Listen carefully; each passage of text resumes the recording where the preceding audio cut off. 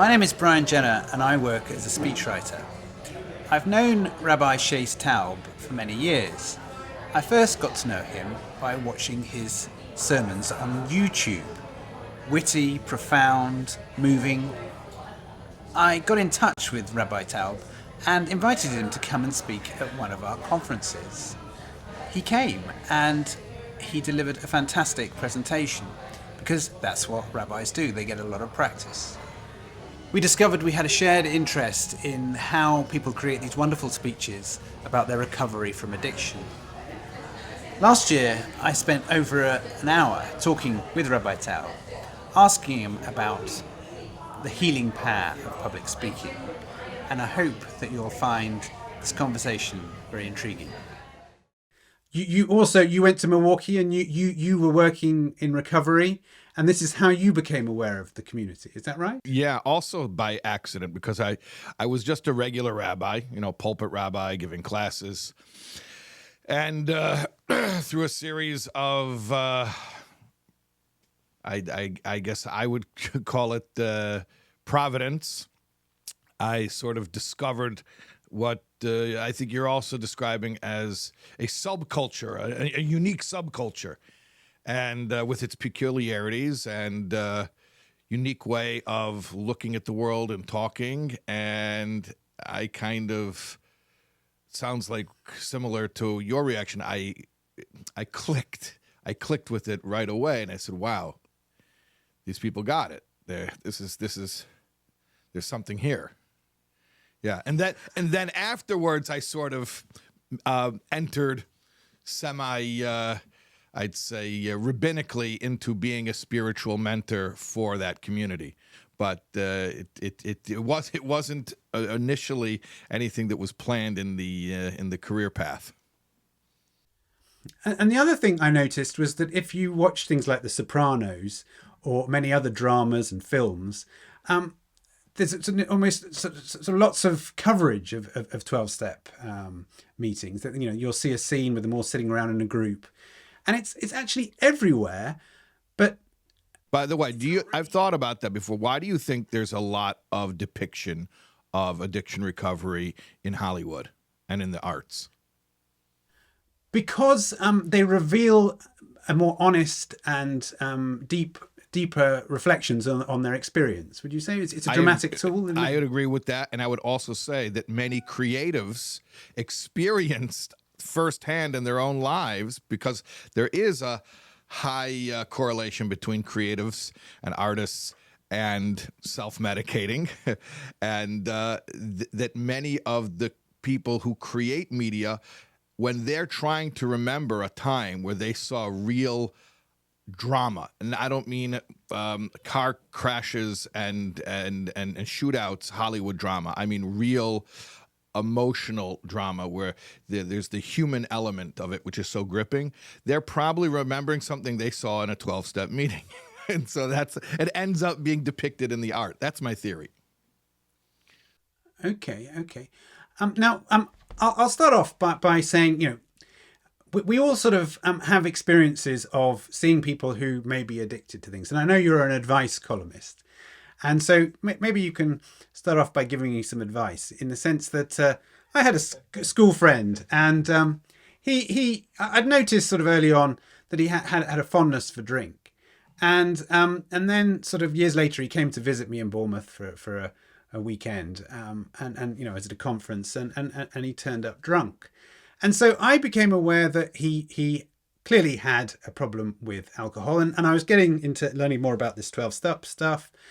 And so I tried to sort of say to him, John, I think you've got a bit of a problem, and we know about this in Bournemouth. We have all these recovery and rehab things, and it's really interesting, and I think you've got a problem. And of course, the reaction was, I haven't heard from him in 8 years. And right. And we all have persuasive situations when you're talking to family members. You're saying you're getting addicted to the iPad, or you're spending too much money. And that kind of strategy of dealing with somebody who we can see has an addiction, or is getting that way, to just say to them, why don't you stop doing this?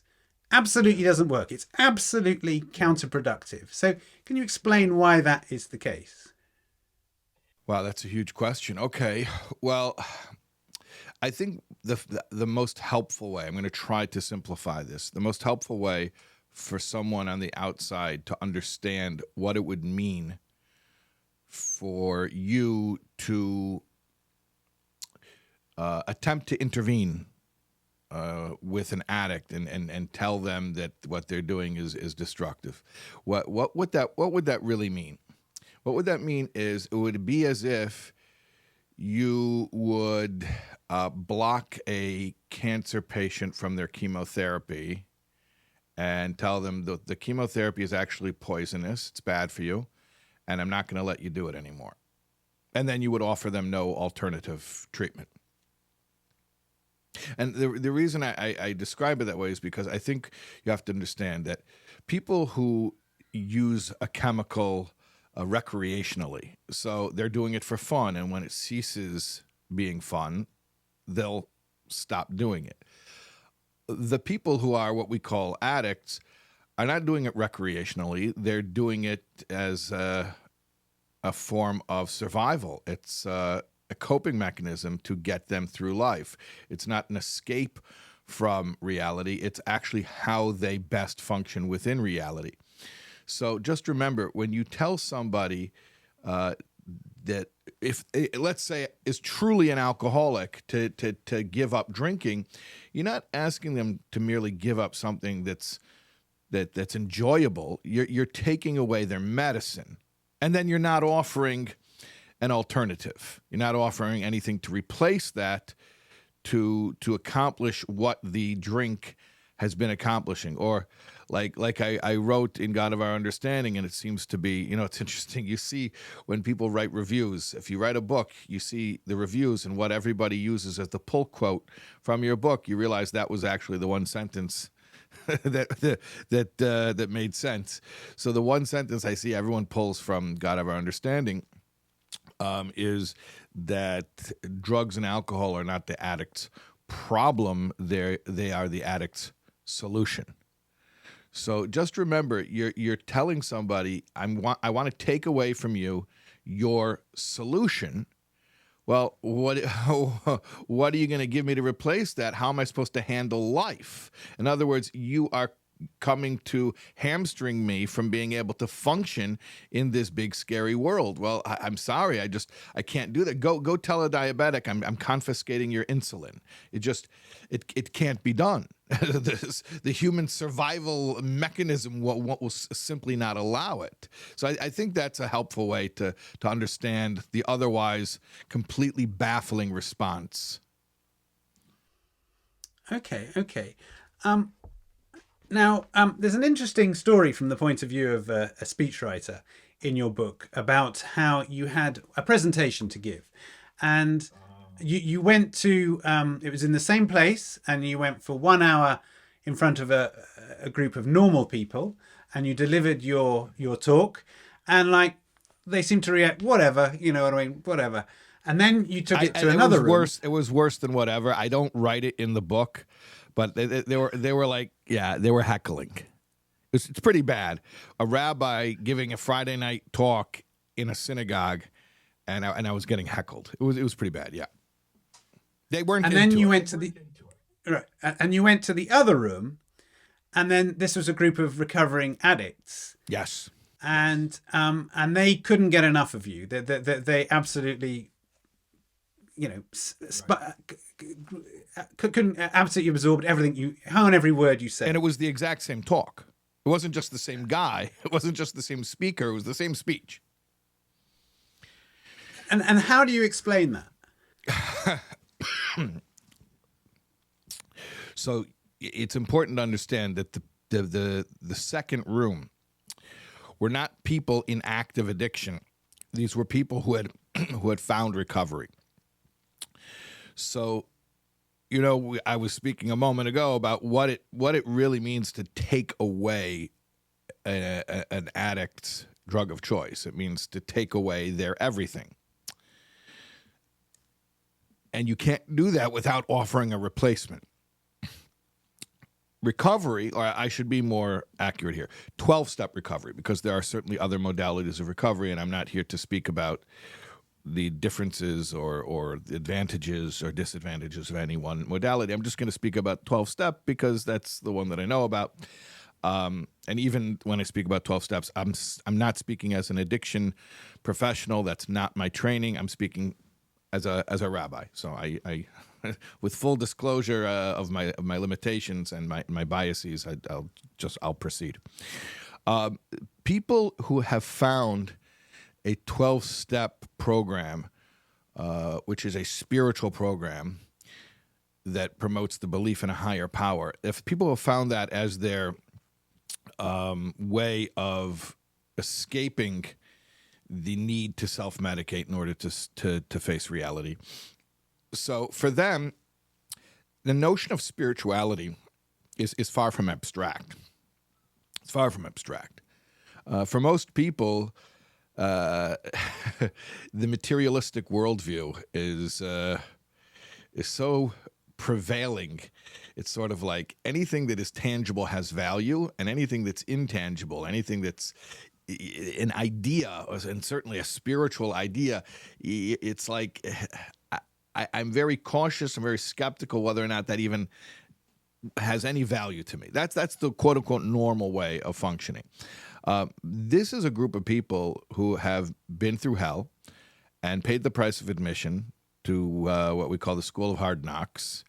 And they've learned that on their own, life is completely unmanageable, unbearable, absolutely abysmally painful, to the point of needing to constantly numb out with self-medication. And when that became unmanageable, when the self-medication itself became unmanageable because of the ravages that not just physically, obviously, but emotionally, socially, psychologically, the toll that takes on a person. So then you're stuck between a rock and a hard place. I can't function sober, but I cannot continue to drug myself. And then when they find that through spiritual consciousness, which for most of us sounds very fluffy and very like spiritual consciousness, who has time for such a thing? But for this community or subculture, they've discovered that spirituality actually is the one thing that allows them to face reality and to function as adults within a society. So you come into a room and you start talking about God. It's not theory for them. It's not abstraction for them. It's the most indisputable fact of life. You're talking. It's like if I were to walk into a room of quote unquote normal people, and I would say, Warren Buffett's going to walk in 1 minute and tell everyone who has $100 in the bank account how to make $1 million in 1 year. I would have everyone's attention because money is real, right? That's real. That's not a joke. Okay. You take a room full of recovering addicts and you say, I want to talk to you about improving your conscious contact with your higher power. You've got their rapt attention. And more than if you told them we're going to talk about how to turn $100 into $1 million. Much more. Okay, but what I would say as a speechwriter is that I have to be preoccupied for other people who have these materialist points of view about it's quite a pompous term, or transcendent reality, in terms of somebody will come to me and say, I'm getting married, or I'm the father of the bride, and I want a speech. And I have to look at asking, well, what does this mean to you? Can you tell me a bit about your daughter? And then, as you say, they struggle to say, well, she's working in this and that. And then I try and dig a little deeper, and I say, well, how did you feel when she was born? Tell me a bit about when she was born. Tell me a bit about when she first went to school. Tell me a bit about how you felt when she first went to university. Tell me about how, did you teach her to drive? And I'm digging. Do you know what I mean? For something. Yeah. You're peeling away the layers of materialistic thinking. There's a quote, and I think it's been attributed, at least the internet attributes it, I think, to Eleanor Roosevelt. But I also saw on the internet a meme that said, don't believe everything you read online. Abraham Lincoln. So who knows who said this? But at any rate, they say like small minds, great minds speak about ideas, and like average minds speak about events, and small minds speak about people. And to me, what that means is you'll notice that I don't want to even say that this is an indication of intelligence. Great minds and small minds to me does not mean intelligence. Maybe a certain type of intelligence, but and certainly not education. But by great and small, the way that most people operate, and I can get into a whole discussion about how we're conditioned to operate this way, is a small-minded way, which is, I will tell you, like, who is your daughter? Who is my daughter? Well, she is a dentist. She's 30 years old. She lives in an apartment in Manhattan. Well, that's very factual, right? You're telling me the facts of her material existence, but tell me something more abstract. And what you're describing is you go to the first level of abstraction, which is the plane of emotion. There are deeper planes as well, but the first plane that's deeper than just the fact of where this person pays rent and what kind of car they drive and where they go to work. You ask them, well, how do you feel? Feelings are intangible, right? So, yeah, what you're describing is you're trying to get deeper than just the facts, because if someone gets up, the father of the bride gets up and gives a speech and says, my daughter is 5'4" and has brown eyes and brown hair, it's like, okay, that's not very compelling, right? But if you can say, my daughter has a real stubborn personality, and I knew this the first time when she was a little baby, and I tried to change her diapers, and it was so frustrating because she wouldn't sit still. And I said, "Oh, you're so frustrating." And she kept frustrating me my whole life. And now, now I'm engaged. Now there's a story here, right? Because you're talking about not something physical or tangible. You're talking about a subjective human reaction to an objective reality. But go on to. I'm actually fascinated about the process. How do you do this intake process, and what do you do with extremely concrete thinkers who cannot even recall their subjective experiences, and they can just continue rattling off facts? Well, the thing is that as a wedding speechwriter, I collect jokes. I have this store of one-liners that can be. I'll go through about, is she into clothes? Is she, I'll make a list of various foibles, various, is she good with money? What are her hobbies and all that kind of thing. And then I can find jokes to fit those particular characteristics. With anniversaries, you're kind of looking at when did they get married? What was in the news at that time? And what you're trying to do is try and obviously connect their story with the rest of the room. So you're trying to build a collective identity. And obviously a joke is something that everybody can relate to, isn't it? In terms of right. Humor. That's why everyone laughs, because we're all in on the joke. Yeah. Yeah, but the point about if you're day in day out writing speeches, you're always searching for the meaning. You're always searching for the moment. You're always searching for the collective emotion that you can create. So you get much more, and this is why I think the 12 steps to me, as a speechwriter, I've become utterly fascinated, because I think it tells you an awful lot about how speechwriting works and how public speaking works and what we're trying to do.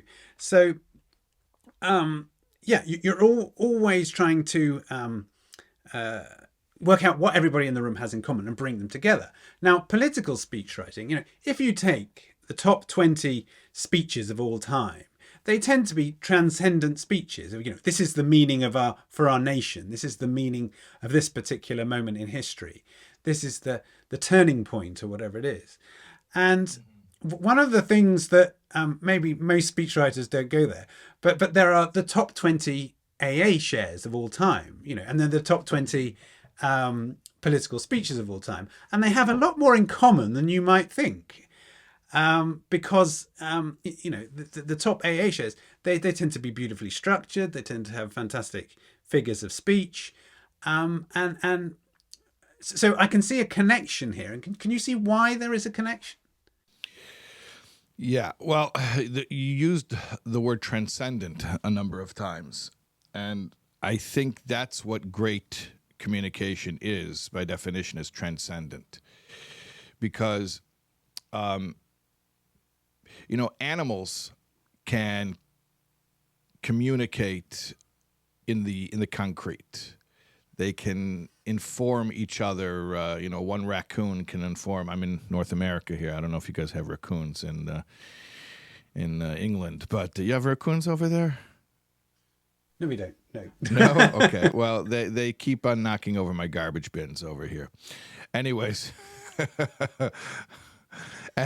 so one raccoon can tell the other raccoons, "Hey, buddy, that garbage bin is where the nice fat greasy garbage is. Let's go into there." They don't use words, but they have other ways of maybe they have sounds or gesticulations, but they can only communicate in the concrete, meaning something that I'm seeing or I've seen in the recent past, which I can locate for you. I can point to it. There it is. Let's go get it. All right. They cannot communicate, as far as we know, in the abstract, meaning one animal cannot imagine something that does not exist and describe that to other animals. So real communication, human communication, uniquely human communication, is always transcendent. In other words, if you're just pointing out something that's sitting right in front of us, and if you say to them, the lunch buffet is now open. Well, you could have done that by just pointing at the door, and everyone would just turn around and they'd open the door and they'd see a bunch of food there. That's not transcendent communication.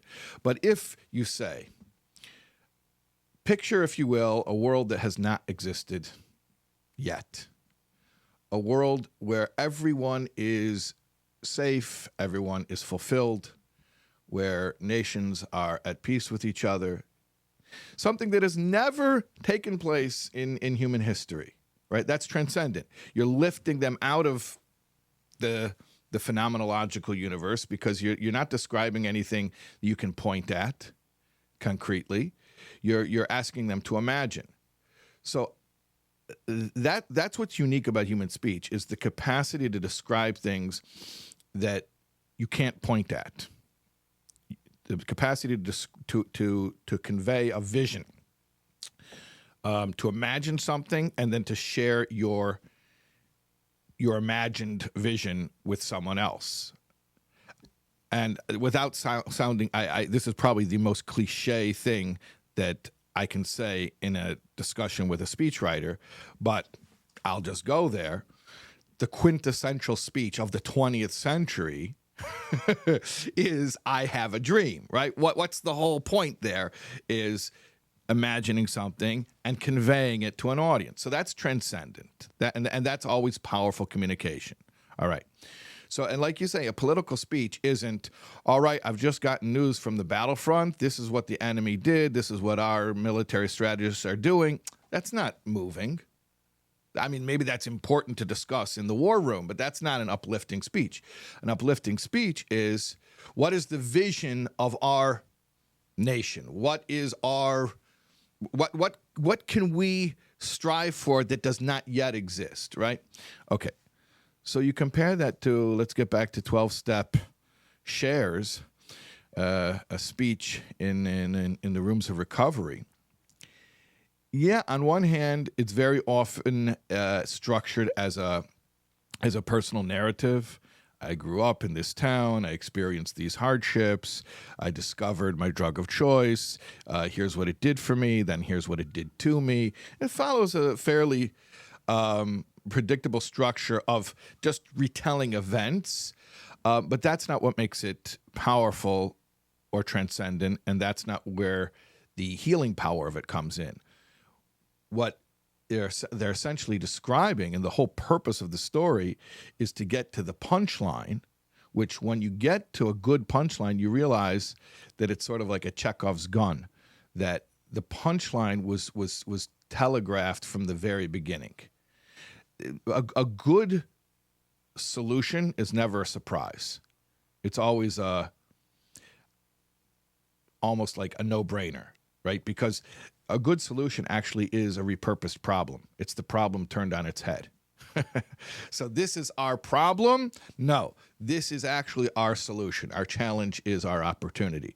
So then basically what do you hear in a great 12-step share is somebody saying, I always had an inability to function within reality the way everyone else was functioning within reality.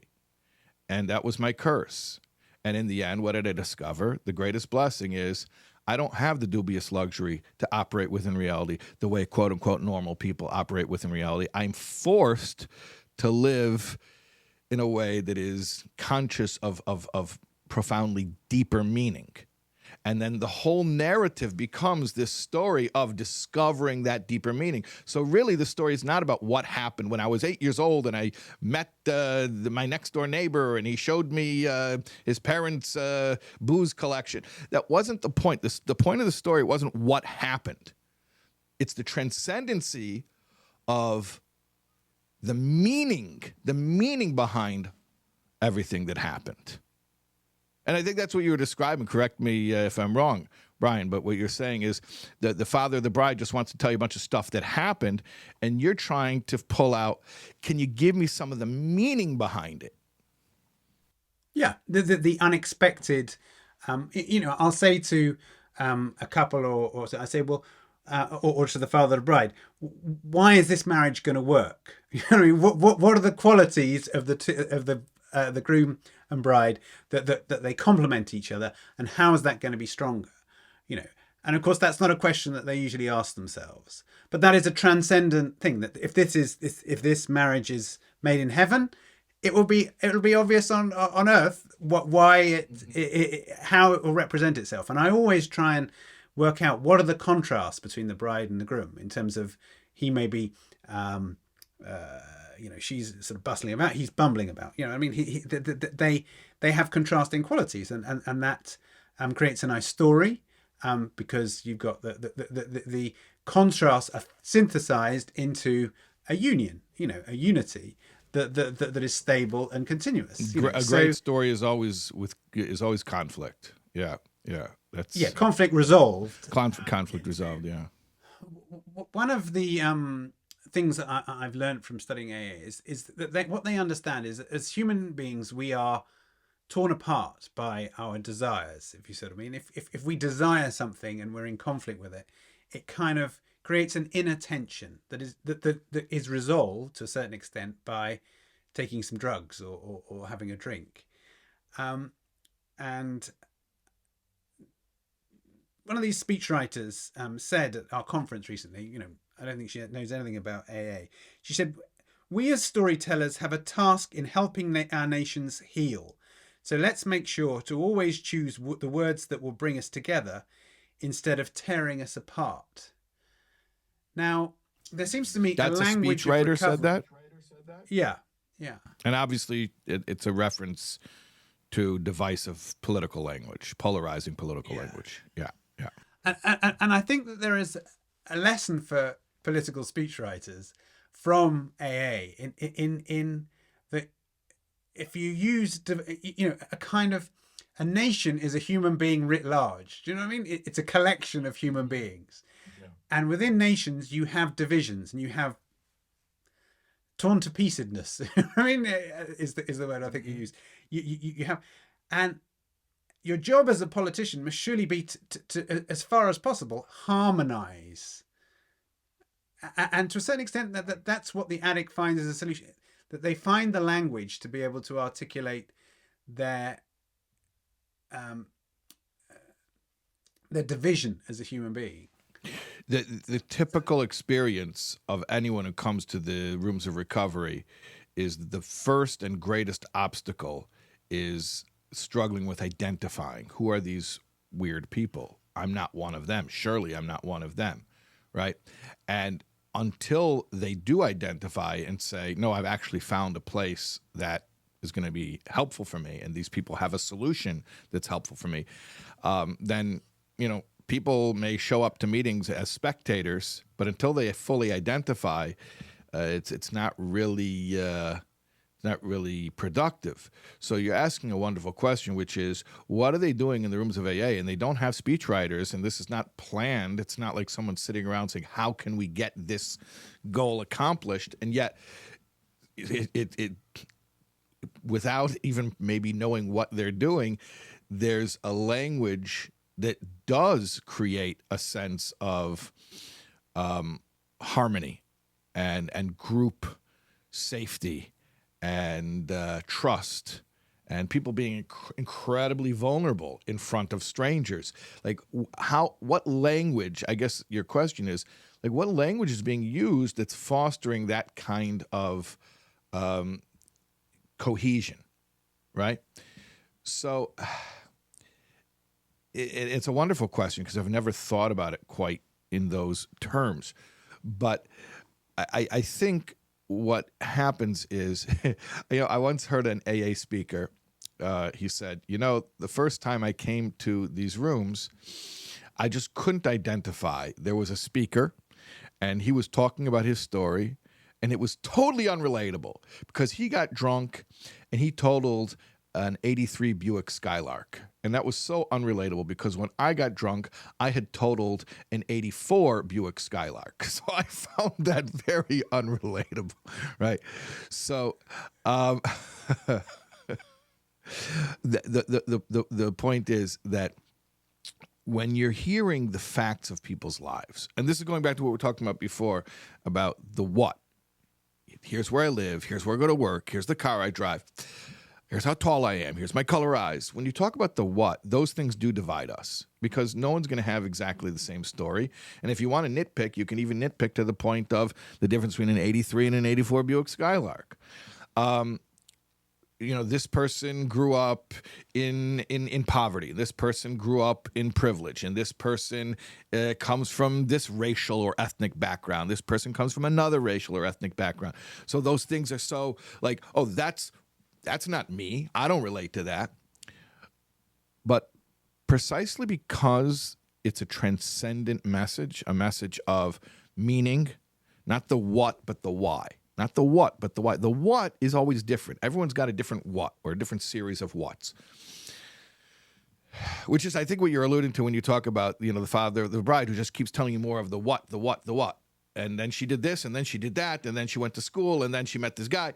And you're trying to find out the why. Like, why is she the way she is? Why is your relationship with her the way it is? Why does this man she's about to marry fit her life well? Why do you think this marriage is special?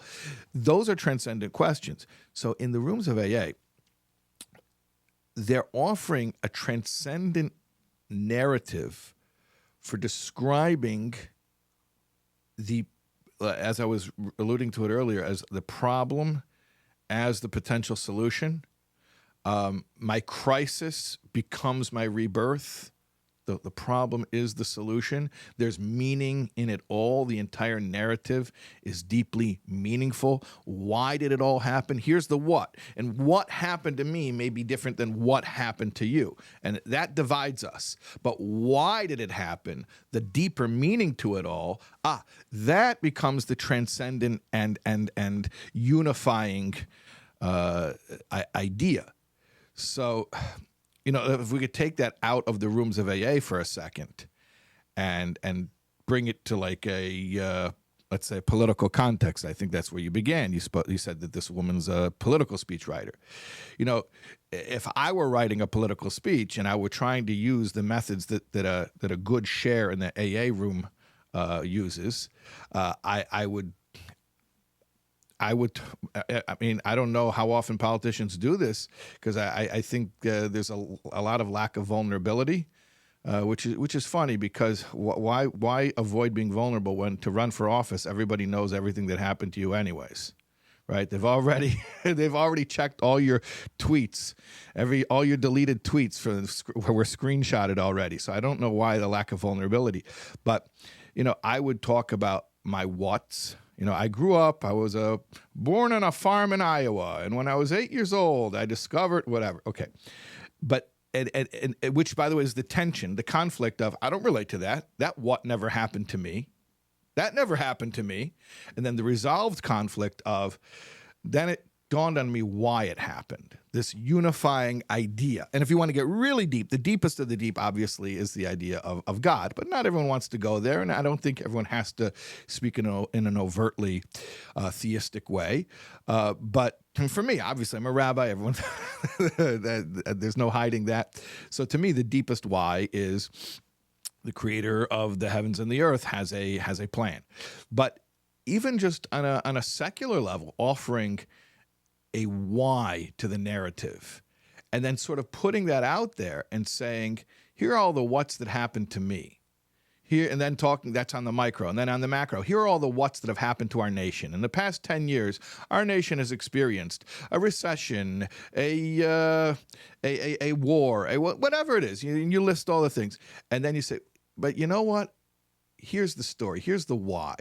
We're on a path toward this, whatever, and then you say this abstract notion, which is like the transcendent vision of what it all amounts to. And then you sort of offer that. You don't push it. You offer that to the listener to say, does that theory, does that unifying theory of everything that sort of puts together all these separate forces, sort of like in physics, where they're looking for that one grand theory that explains all the forces of the universe, does that unifying theory that this speaker is using to make sense of and to present a coherent, unified narrative of all the what's of their life, does that why suit me? Does that work for me? Can I use that same why to explain all the stuff that happened to me? And that is not only unifying, but it's profoundly unifying, because now what are we unified about? Basically, we share the same narrative of reality, even if our what's are completely different.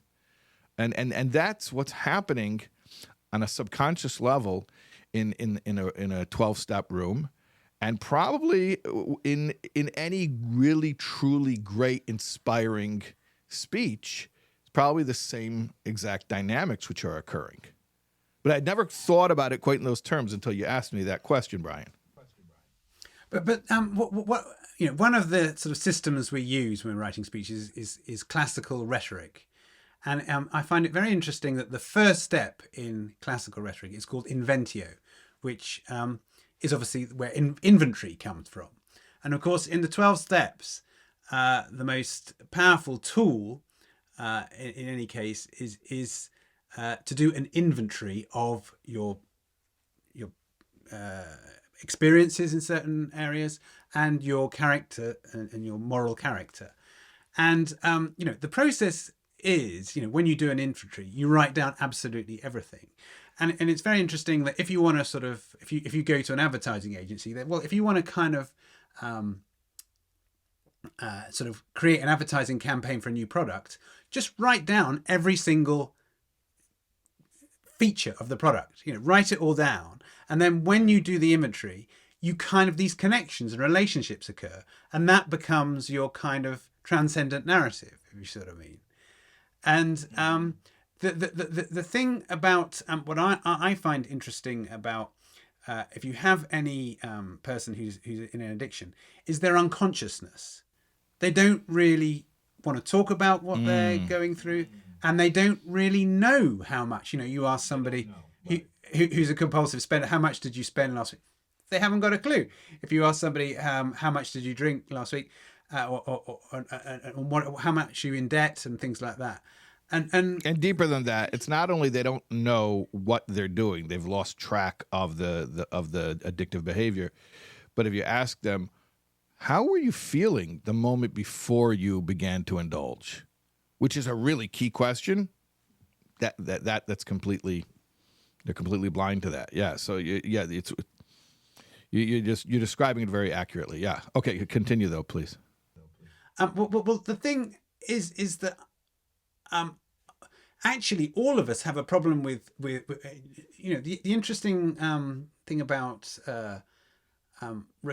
recovery is usually about taking an inventory in terms of when you see your behavior written down, how much you've been eating, how much you've been spending, how much you're in debt. It becomes, you can see it. Do you see what I mean? In terms of, until the inventory is done, it's like we all have vague ideas of things that we're doing.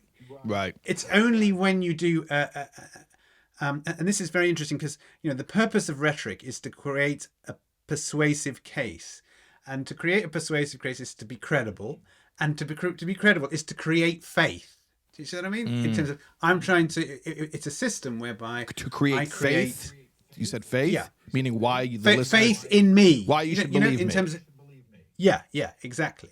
And it's interesting, the classical world was also preoccupied with how do we create a convincing case for pleading in court and things like that. And the first step is to have an inventory of all the arguments that you need.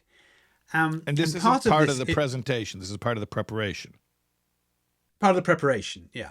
There are several. Then you have to divide it up. You called it inventio? It's called inventio. It's the first step. Yeah, invention. Yeah, invention. Okay. And what strikes me about the 12 steps is how they basically go through the inventory. The same process. And the other thing about when you're doing the inventory is to do both sides in terms of, it's called in utramque partem, whereby if you create... What's the phrase, the Latin phrase you used? In utramque partem. Okay, which means? To see both sides. Okay. So you basically create the argument. You know how King Solomon said it? I just want you're intimidating me with your Latin, so I got to push back with my biblical Hebrew. Just to show you I'm not a total ignoramus. No, I'm joking. But no, it's interesting. King Solomon in, let me see if I even say this correctly in English, Ecclesiastes. How do they say it in English? It's Koheles in Hebrew. But so there's the wisdom books of Proverbs, Ecclesiastes, and the Song of Songs. And it was King Solomon who says, Ze luma ze asa elakim, that one corresponding the other did God create. And it's a very basic concept, especially in Jewish mysticism, that everything is counterbalanced. Everything is counterbalanced. Okay, so I'm just trying to follow here. You're doing your inventio, which is a process of getting it all out on the table. That's how I would say it. Getting it all on it. What are we dealing with here, over here? And then how does... And those arguments have to be for the audience. They have to be, how do I persuade this audience of this particular thing? Okay. And then where does that idea of one opposite the other come into that process? Well, that's because you should be able to, by seeing both sides, you strengthen your argument. And effectively, you should be able to argue for both sides. Mm-hmm. So I'm putting it all out on the table, and I'm identifying what items are arguments for or against the particular point. And I'm putting it all out, not just the arguments that further my agenda, but the arguments that are... Everything has to come out. And that way, and then that... This is very cool. Okay. Now, I've never learned this before, but this is very cool. Okay. And this is the sort of Western tradition, I think, of... is this Aristotelian? Where is this from? Well, it's sort of Cicero and it's the Renaissance thing. It's the kind of what Shakespeare did at school. All that sort of training, and the point is the best orators should be able to argue both sides. Sure, of course.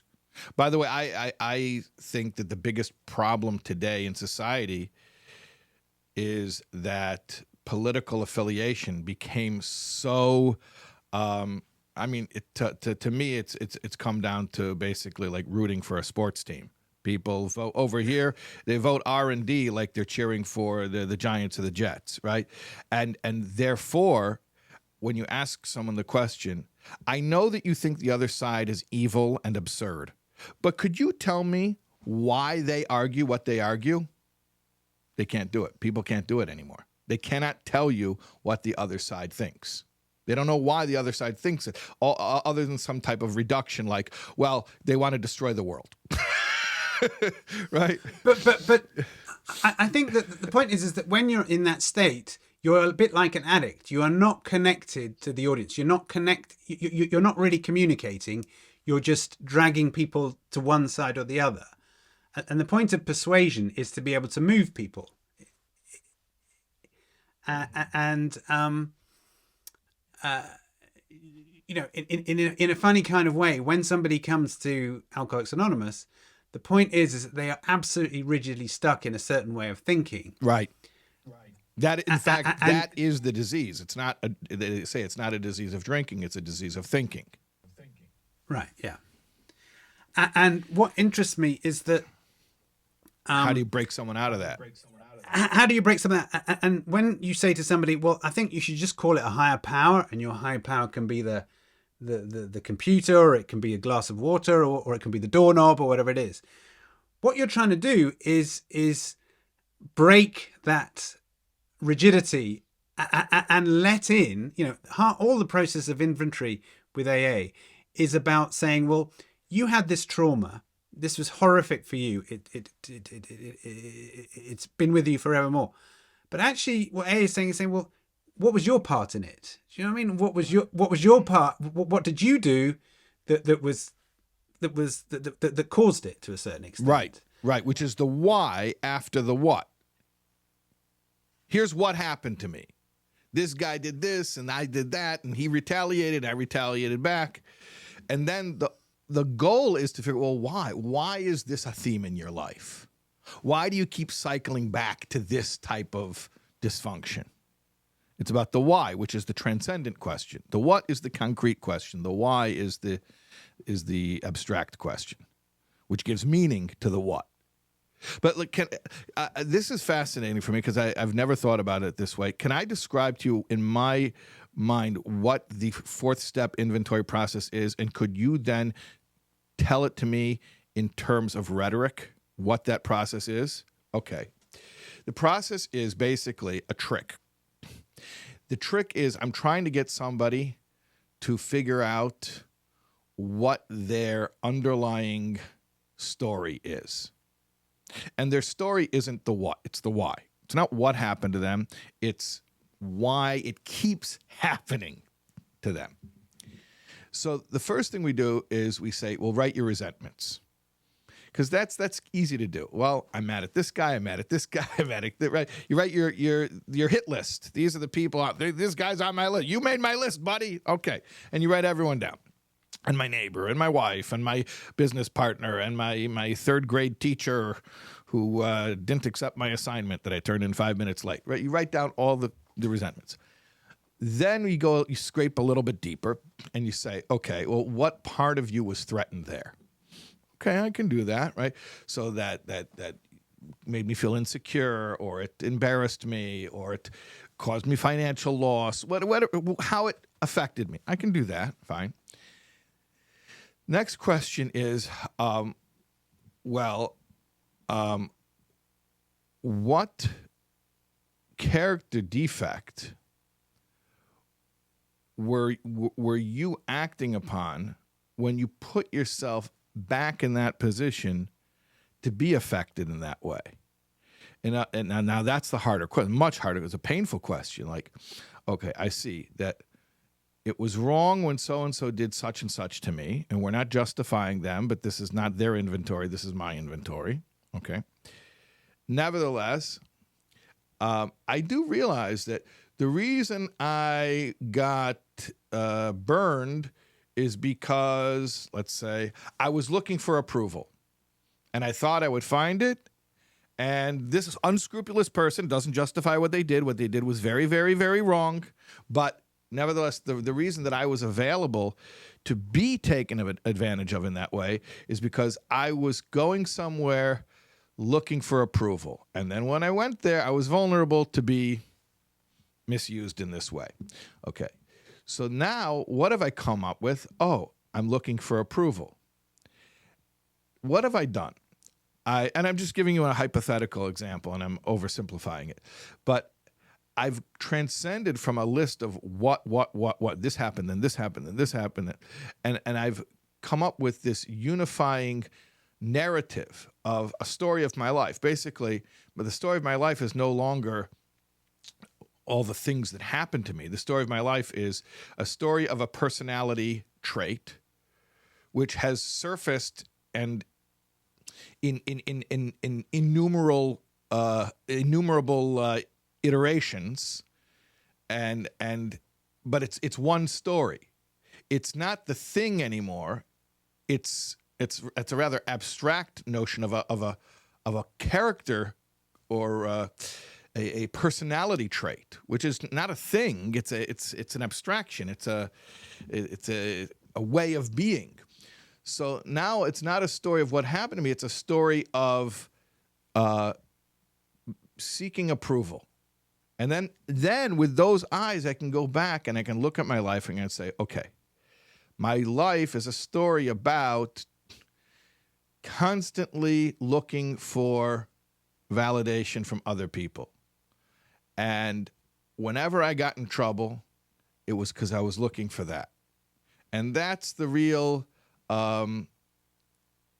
that's the unifying theme behind everything that happened to me. So then what do I realize? I realize that my life isn't the way that it is because a bunch of stuff happened to me, but rather a bunch of stuff happened because I'm the way that I am. And this is not about people, places, and things. This is about me. This is about my inner character. Now, the next step is what am I going to do about that? But before we even go to the next step, what am I going to do about my character defects? You see how the process of the inventory is brilliant in getting you. It's very similar to your intake screening with your fathers of the bride, where they want to tell you what, this happened, then this happened, then this happened. But you're pushing for the deeper narrative of tell me about the character of the person. Tell me about motifs, themes, recurring emotional themes that reiterate themselves in various different events and relationships, but ultimately it's one concept that is surfacing in all types of different ways. And then so the speech isn't about when she was 18, she took a trip to Chile. Like, that's not the point. It becomes she's free-spirited and adventurous, and she did that when she went to Chile when she was 18 years old, and she did that when she was 25 and she dropped out of law school and she chose to become a computer programmer, right? Because it's not about the what, it's about the abstract why. And in recovery, ultimately, that is such a pivotal piece of the process of recovery, because what I need to come to realize is I'm not drinking because of anything what happened to me. I'm not drinking because this happened, then that happened, then that happened. I'm drinking because it's a way of handling my feelings about what has happened to me and my feelings that cause me to continue to put myself into situations that are not healthy for me. Anyways, that's the mechanics of it. How would you describe it from a rhetorical point of view? Well, I think that rhetoric is a way of investigating the deeper levels of any argument or any kind of situation. And they have sort of ethos, logos, pathos. Sort of there are three sort of elements to any speech. There is the character involved, there is the content, and then there is the emotion. And what this process seems to be doing is being able to separate the emotion from the issue. I mean, in terms of you're wrapped up with the emotional attachment to these experiences, and you say, "This is me," and why does this always happen to me? Whereas actually you begin to detach the emotion from it, and you just see it as a sort of rational, oh, this is what happened, and I can see my actions in this thing were a part of it. But sort of one of the I think this sort of comes out in kind of Shakespeare and rhetoric is that we are dramatic creatures in terms of we use certain scripts, we act out certain roles, and the point that you learn from it is that we can play a different role. If we change our, if we see ourselves differently, and sort of Ernest Kurt says this, that always truth with experience, the language of recovery makes it possible to see and thus understand reality differently, and it is in this different vision that spirituality begins. The thing is that we can sort of use language to conceal elements of ourselves and to sort of pretend that things aren't happening, and we keep on, and we can work with our families and things like that to sort of do it, but sort of in a weird kind of way, if you change the language, you can see things differently. Do you see where I'm coming from? Yeah. Am I to understand that you're saying that the process of the fourth step inventory is, I'm not sure if I understood this properly, but it brings you from pathos to ethos, meaning you start with an emotional decoding of the story, but then you end up with a more with a more deep logos. Logos is the rational description of what happened. So you believe that it ends up with logos. Yeah, I think it ends up with just a statement of what actually happened and a more balanced picture of, he did this to me, this is how I reacted, and obviously what seems to be the problem for most people reacting on a material plane, he did that to me, so I can't talk to him anymore, I can't have a relationship with him anymore, I can't deal with this anymore. Right. Whereas the deeper you go, the deeper that you see your, if and that emotion blinds you.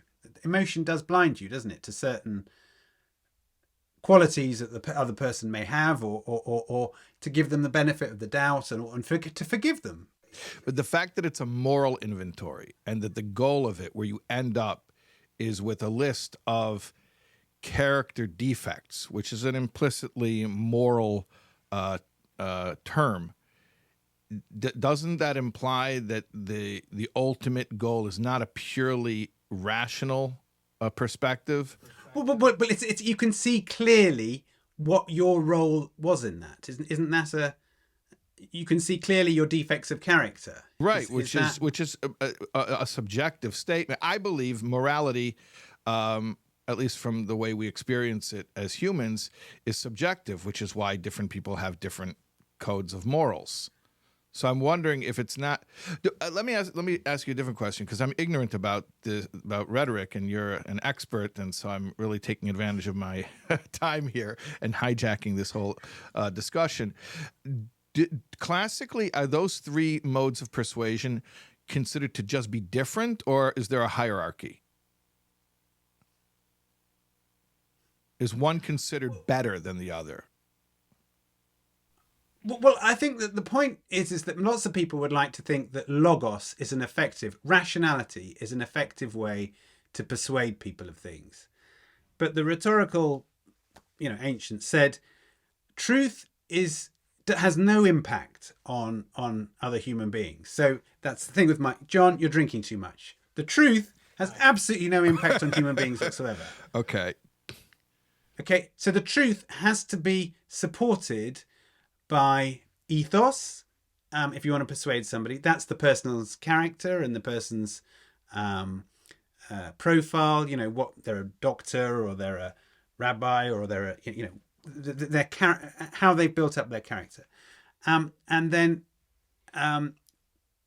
pathos is the emotional content, the persuasive emotional content. Right. And let's go back to the founding of AA and how these people who were tormented by their addiction found a way of they made a discovery that the only way to keep off their addiction was to go and find somebody else and to persuade them to give up drink, and to persuade them to. Well, I'll correct you. They did not have to successfully persuade anyone. No, exactly. But they had to, and this is quite interesting from a public speaking point of view, is that they found that the audience doesn't really matter, whether the audience pays any attention or whether. Right. I mean, there has to be an audience.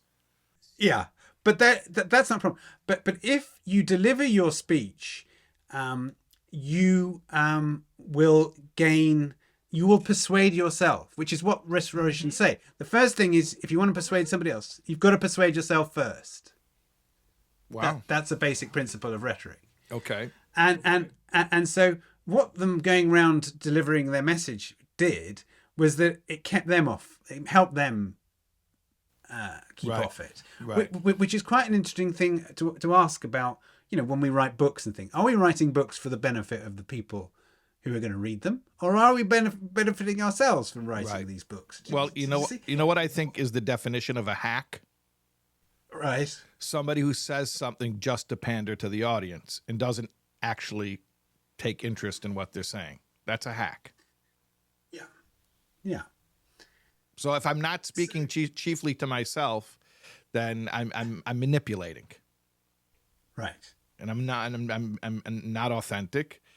And in my mind, being that the ability to communicate is a divine gift, then manipulative communication is probably the most debased, perverse thing a human being can do.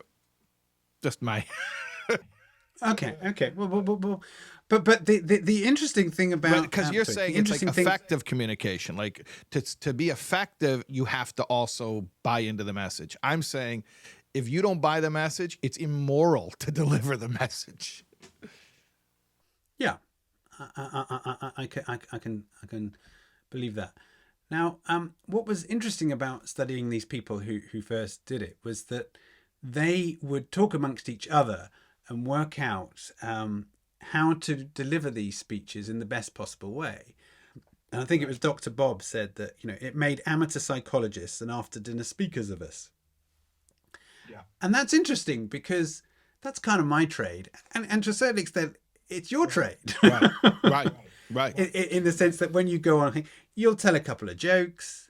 Then you'll you can't be a professional psychologist because then you've got to join bodies and things like that. You've got to be kind of everybody's got to agree that this is okay to say. But actually, that is what speechwriters and rabbis do. That half entertainment, half moral, uplifting content. Yeah. And it's interesting that the way that it evolved organically in the rooms of AA was that it was never. Nobody said, "Oh, let's make a Toastmasters." It wasn't like we're going to learn how to speak. No, this wasn't a joke. These were people who are facing a life and death crisis. And it just so happens that part of survival is learning how to effectively communicate, which is really fascinating. Like, why should that be part of the treatment? And I think that's rather revealing. The idea that communication and storytelling and even oratory ended up becoming part of the ongoing modality of treatment in AA. That's, again, you're making me look at it in ways that I haven't looked at it before. The original founders of AA, Bill Wilson from Brooklyn, New York, and as you just mentioned, Dr. Bob Smith from Akron, Ohio, they found each other because Bill was on a business trip in Ohio, and he had been sober for half a year and was desperate to find someone to talk to, not to talk to them like, "Oh, I need to get help from you," more like, "I need to talk to you in order to offer you the possibility of help," because he had found that when he would offer his story out to others as a as a lifeline, that whether they took the lifeline or not, his offering it kept him sober. So that's sort of how it was originally discovered. It was the first AA and the second AA met each other under those conditions, and then they sort of replicated that dynamic with others, where they would tell their story and they would offer it as a possibility of hope, as a lifeline to someone else. And again, they found whether or not the listener accepted the lifeline, just offering it, speaking it, had this uncanny ability to keep the speaker focused in a sort of transcendent mode where they didn't need to go back to their self-medicating behavior. So it ends up, I guess this is your thesis, what you're saying here, and it's the first time I'm thinking about it in these words, so it's very enjoyable for me. Basically, what you're saying is that the rooms of AA ended up becoming an incredibly effective speakers workshop. Yeah. I don't understand what it's a public speaking club. It's a public speaking club. And the thing is that people, I suppose it's a fear. Public speaking is a fear. But part of... I'm sure you know the Jerry Seinfeld line, right?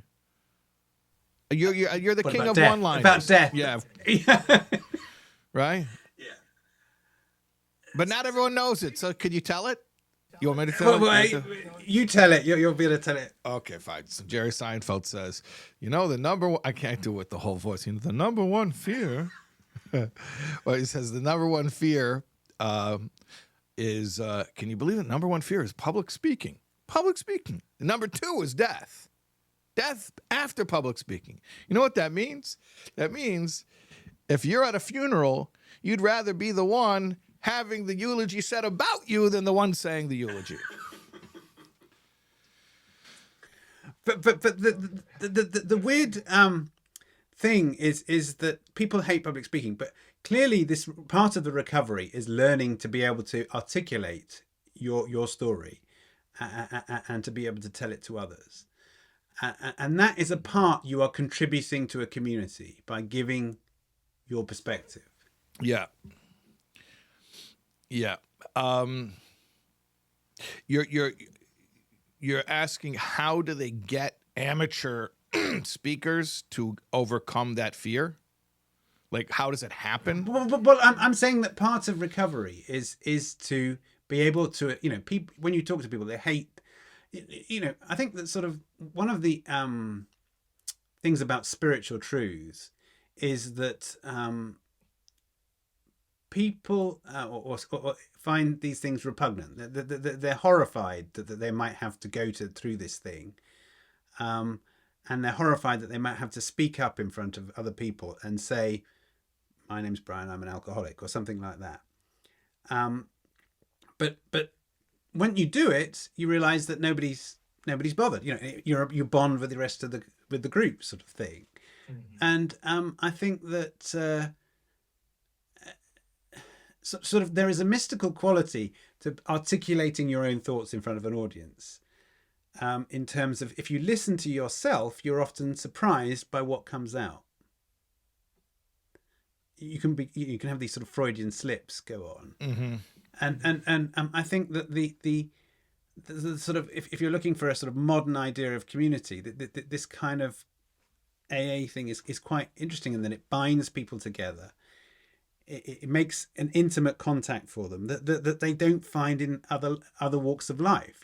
We have a problem with an atomized It's a major society. problem, by the way, that when people do discover the profundity of that level of discourse, they have a very hard time being satisfied with the way normal people are interacting. Yeah. It becomes a major disappointment. People don't speak this deeply in most... I mean, how often do you get together in a social setting? You go out bowling with your buddies, and you start talking about your character defects and your aspirations to become a more transcendent, selfless person, and Like that's just not the way people talk. To the contrary, you used the term earlier. You said that people use speech to conceal. They'll use language. They'll use small talk. They'll use aphorism as a way of non-communication, as placeholders of basically making intelligible grunts that simulate human communication, but they're actually not doing anything to reveal anyone's inner world. So it's a very stark contrast between the type of vulnerable truth sharing that happens in a 12-step room and what goes on in most of our polite conversation in society. But if what I'm hearing from you is that a compelling speaker is going to sound a lot more like an AA share than polite conversation. They're not going to follow the rules that society tells us to follow in order to keep ourselves safe. They're going to actually follow the unwritten rules of transcendent, vulnerable communication that takes place in a place like an AA meeting. But I'm unpacking this because this is very exciting to me. I have a question for you. I know I keep on thwarting your desire to ask me all of your questions. See, you want to hear about more about recovery, and I'm not interested in that. I want to hear about rhetoric. So I keep on thwarting you because I want to squeeze all the mental juice out of your unique mind. So I have a question. I spoke before about a hack, somebody who's really just a gun for hire, not a principled, a mercenary, a mercenary. And by the way, today, not all hacks are doing it for the money. Many do it for the attention. Which is maybe even more perverse, to say things that you don't really care about just because you know it will lead to engagement.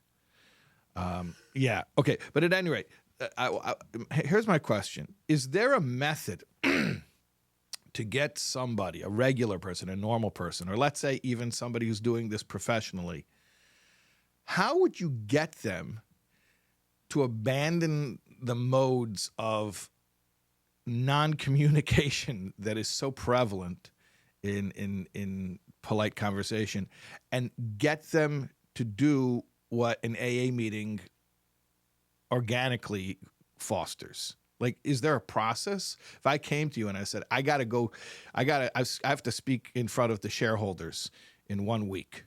I'm the CEO of a company. I got to speak in front of the shareholders in 1 week. And I want to move them. I want them to feel deeply moved. And I just don't know. How do I move them? Like, could you give me a schmaltzy story? Can you give me how can I manipulate them to tears?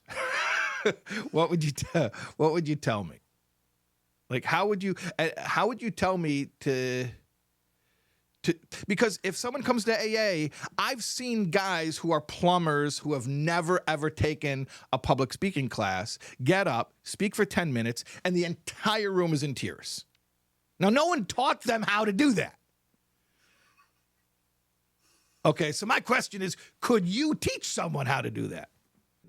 Well, but this is why I'm sort of interested in public speaking in the sense that, they have elite education, okay?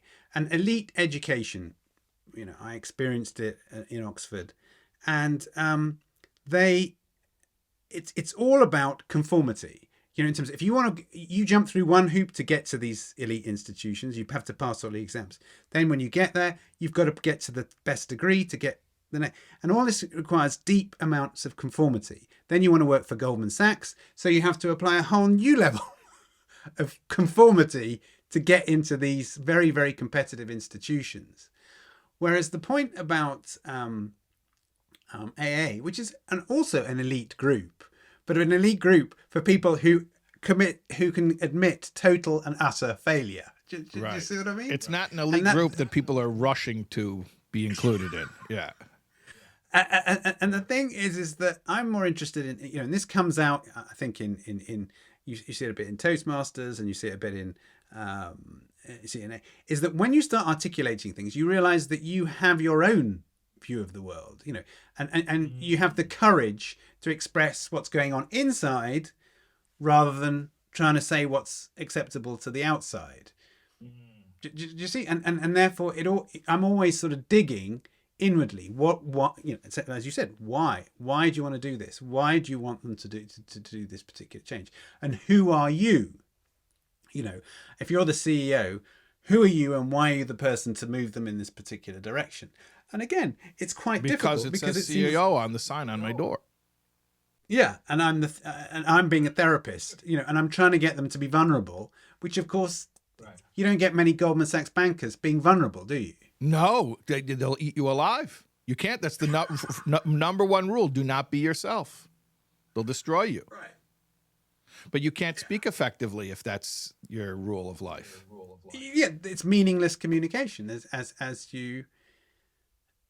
So how do you get around that? How do you break through that? Do people? Let maybe ask you instead of saying how do you break through it? How often do people successfully break through that?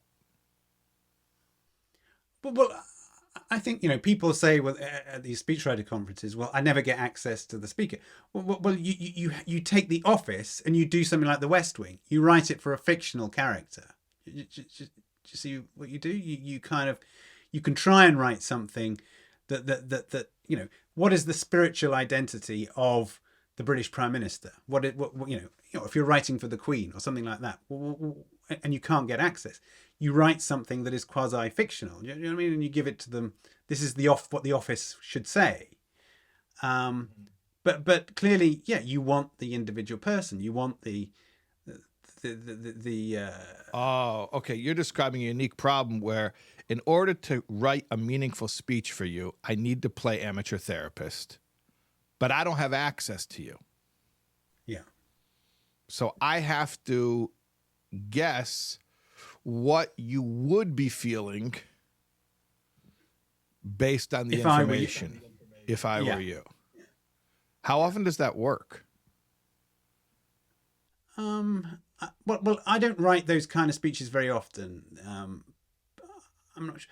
I think the other point is that sometimes you'll submit that speech and that will make the person who's going to deliver it, that will spur them into action. Do you know what I mean? They'll see the speech. They'll see themselves in it and say, oh, this is good. That's me. Well, they could, or they'll react negatively and they'll say, I'm going to write this. And they'll write some meaningless nonsense instead. Oh, you trigger them too deeply, touch a nerve, and they're like, we're not going there. Yeah. And that happens quite a lot of the time in the sense that... I bet you probably the best speeches are rejected. The ones that would be too vulnerable and too on the nose as far as really, really revealing something about the speaker, I bet get rejected. I just know human nature, especially a public figure who's guarding, who's vigorously guarding their public image. Yeah, you go through a whole load of process with some of these top CEOs.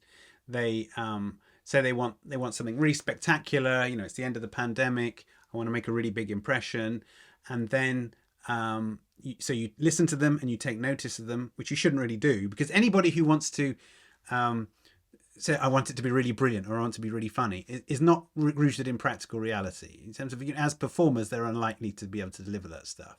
But so if they're overestimating anyway, and they get it, and then they hum and ha, and then suddenly you'll be cut off, and then you can't contact them and said, well, how did the speech go? And they said, oh, it went very thank you. And they say, send your invoice. You send your invoice in. So you know that it didn't work. Yes, you're right. That's. But because to change the language of an organization is a dramatic thing to do. Do you know what I mean? They often have a way of communicating with jargon, with certain phrases that is designed not to say anything. Correct. It's deliberately non-communicative.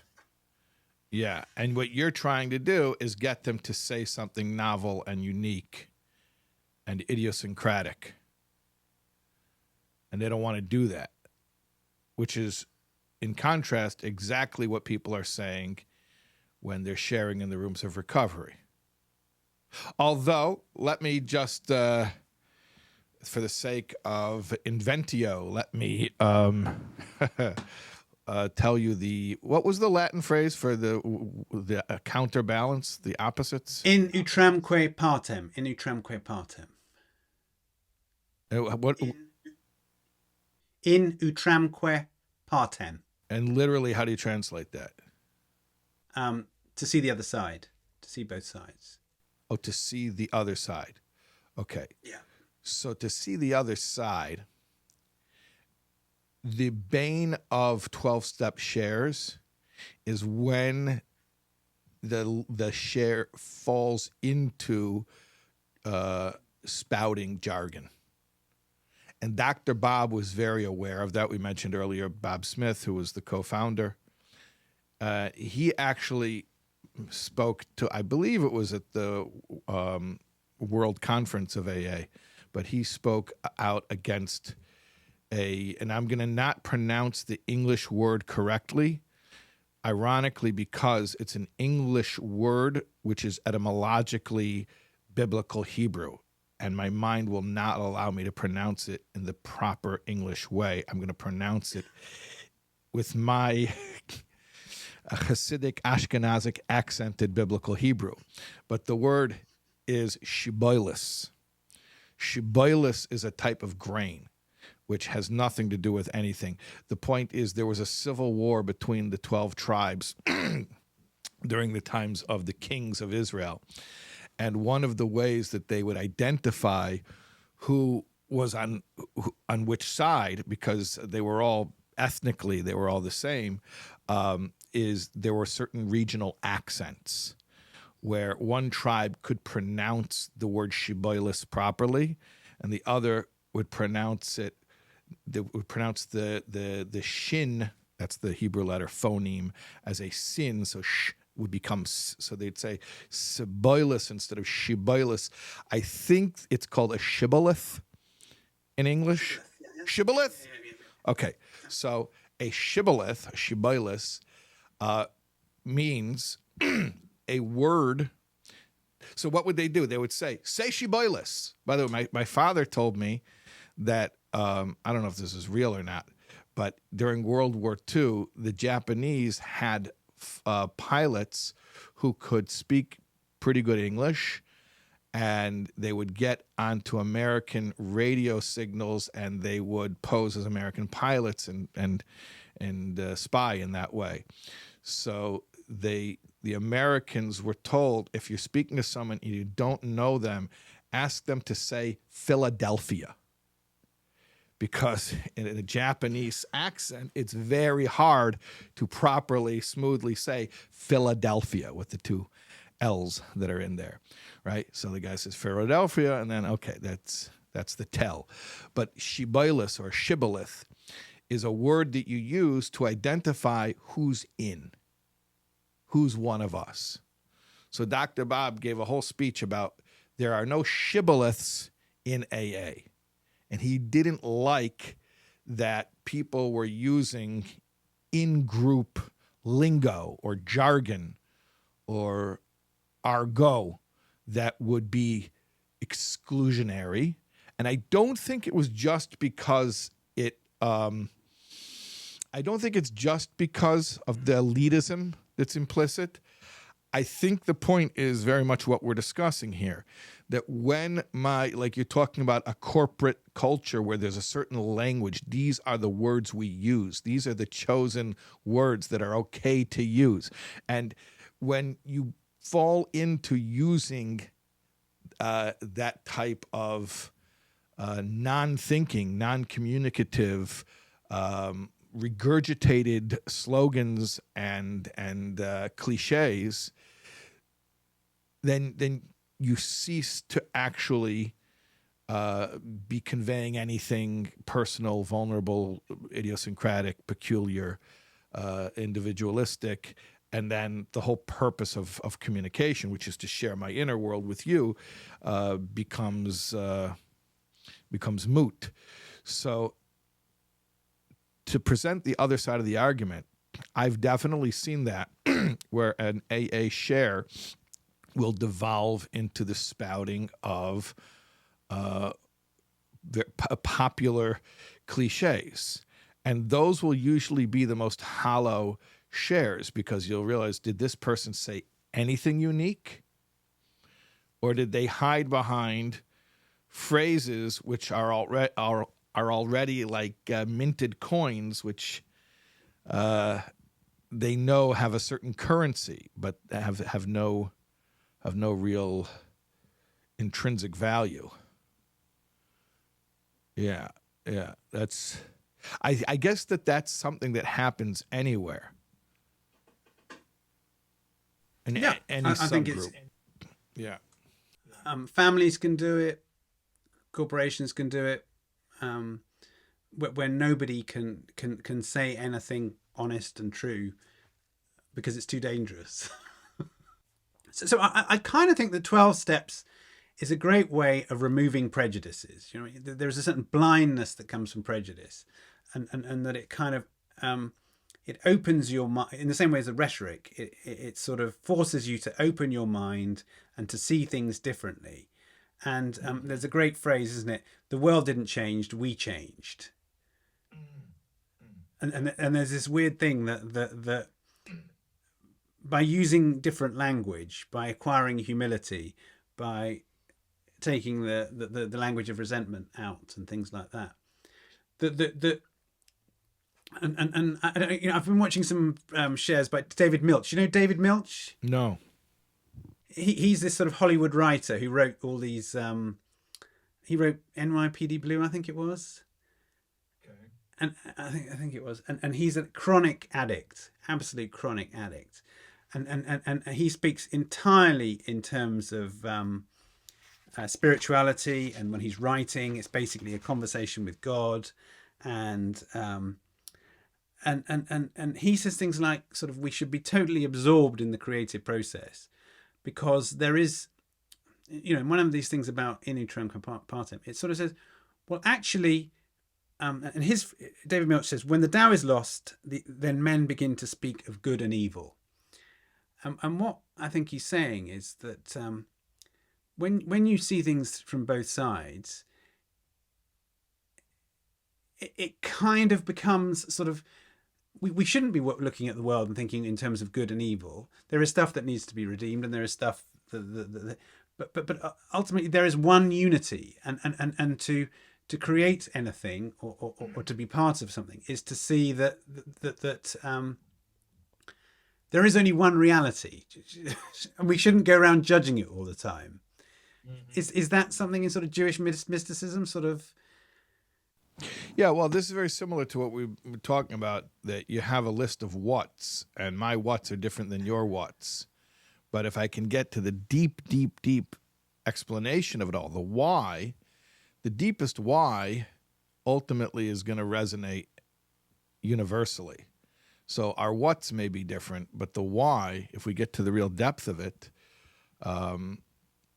is shared, and it unites us. So, and you were talking about much earlier, about the importance of conflict and resolved conflict.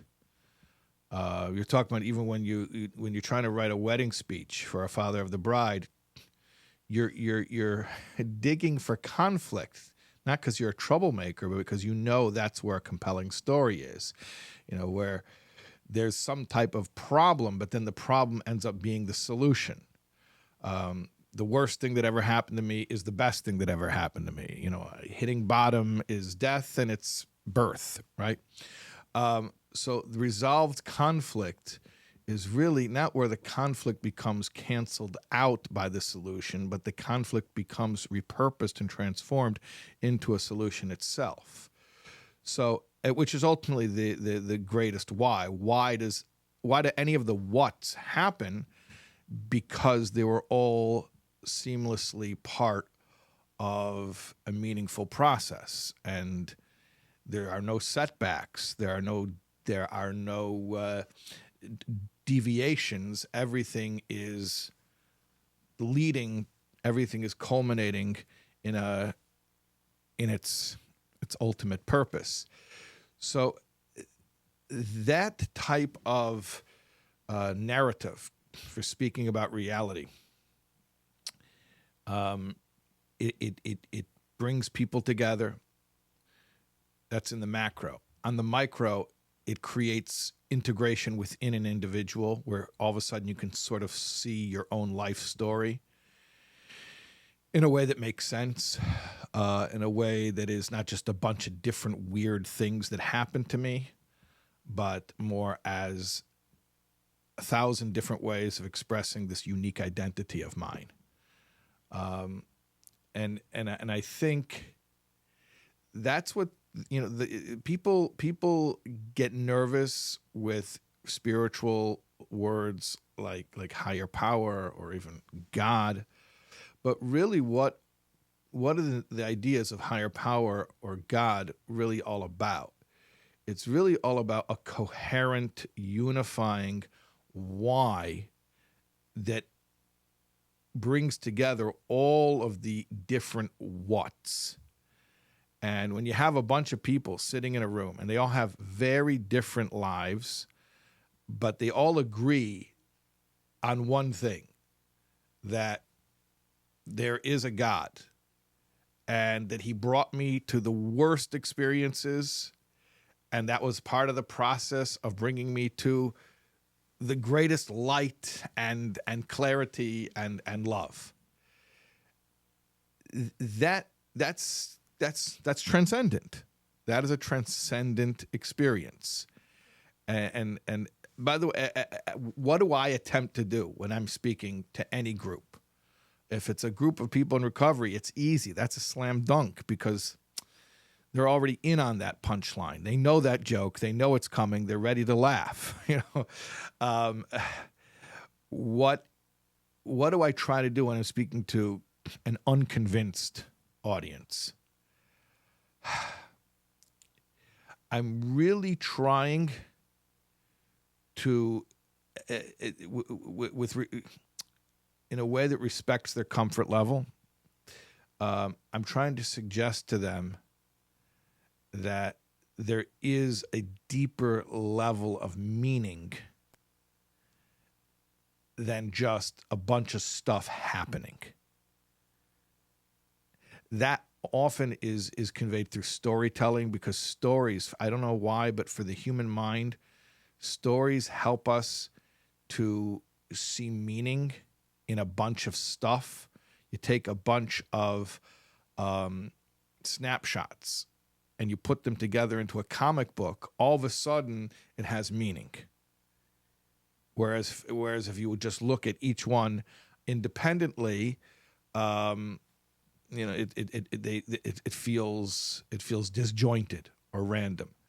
So storytelling definitely is a powerful way of doing that, but it's not storytelling for the sake of storytelling. It's storytelling for the sake of getting people's minds into a mode where they're trying to unify heretofore disjointed information. So it's not just like this happened, then this happened, then this happened, then this happened. No. Each thing led to another thing and was integral to the whole of this narrative, which ultimately had to happen for a greater reason. So I think that's why I use storytelling, but again, not for the sake of being a storyteller. And if I had any if a one-liner to say, like, okay, how could you replicate the greatest, most persuasive, most compelling communication in the AA rooms? How could you replicate that outside of the AA rooms? A political speech, in business, and at a family life cycle event. How could you replicate it? I would say,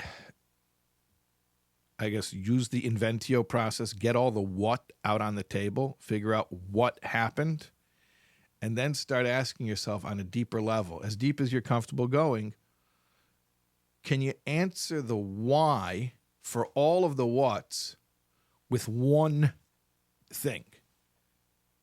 That one thing, that's what you're really communicating. And that's what's going to lift your listeners to a higher plane. You have to be able to identify what is that why. What is that cohesive narrative that sort of makes sense of it all? You know, I realized looking back that I was always on a path toward fill in the blank, right? And one of the interesting things about sort of redemption is that if I was to approach an alcoholic and say, I think you ought to give up the drink and tell my story, well, I'd be just a do-gooder. But the point is that the darker and the more humiliating and degrading the experiences that person has had, the more effective they are at persuading others. Because that's all the unity. Something you've seen? Yes, but that's the unity. Because unity is when the dark and the light all have one meaning. But the paradox is that the worse the person sins, the more effective they are. Correct, because that's the unity. Because that's the disjointedness becoming put together. When you can show how much fracturing of a life there is, how much brokenness, how much destruction, and then say, but that itself is a story of growth. That itself is a story of healing, not in spite of the brokenness, but the brokenness, it's a paradox. It's the ultimate paradox. The brokenness is healing. So that's the oneness, which is compelling. If brokenness is only brokenness and healing is only healing, and never the twin shall meet, and they are inherently opposite categories, that's not a story of oneness. It's not transcendent. But if the brokenness and the healing and the brokenness are all one thing, that's transcendent. And that's compelling. And that's why I believe it is compelling. So like you say, the darker, the more sordid the story, the more compelling it is. Right, because the more vast the gulf is between the high point and the low point, then the more stark the paradox, and hence the more compelling I guess if you'd say, like in terms of Hegel talks about the synthesis, right? The thesis, antithesis, synthesis. So the greater synthesis you have through proportionately, however big the contrast is, so that's how compelling that's how compelling it is. But it's because that's how much oneness, if I could use a mystical term, that's how much oneness there is. Oneness is not a monolithic or homogenistic entity. Oneness is where you can have all the different whats, even to the extent of having contradictory whats, and they're all unified by one why. So that's the most compelling story. The highest high, the lowest low, and it all has one why it all happened. Thank you, Shais. I think that's a moment I can let you go. Thank you very, very much for giving me your time today, and I found it very fascinating to explore these ideas with you, and I hope you've got something out of it. So, I got a lot out of it. I could talk to you much longer. I'm fascinated by all of this stuff. This is really good. I mean, I don't know if anyone else is watching or will enjoy it, but I loved it. So I want to thank you.